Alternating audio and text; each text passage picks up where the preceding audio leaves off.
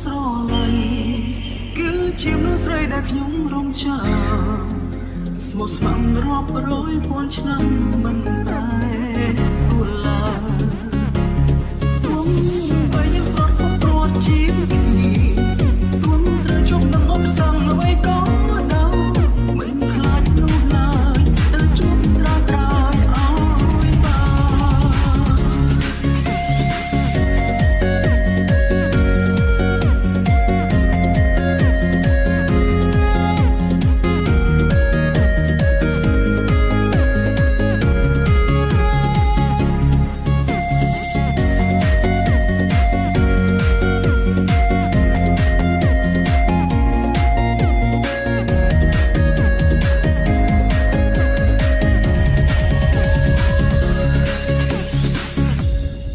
Givenchy feet,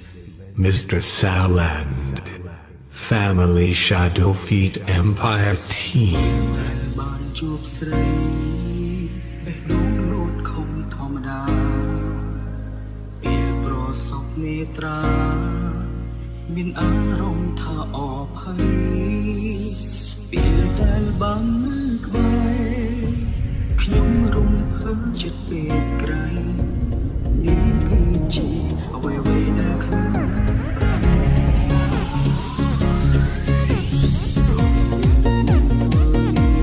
ខ្ញុំតែសូមលើកមើលព្រះច័ន្ទយ៉ាងសេចក្តីស្រឡាញ់ផ្ញើស្នាមញញឹមនេះគឺជាមនុស្សដែលខ្ញុំស្រឡាញ់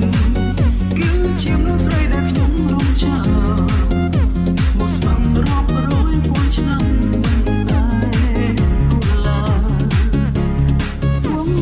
បីយើងប្រត់ប្រត់ជាគ្នា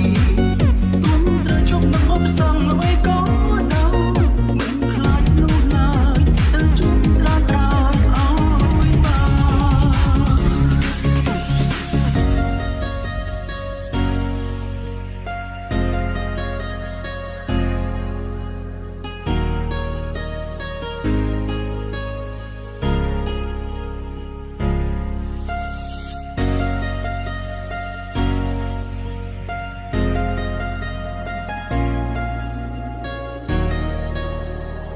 Black Panther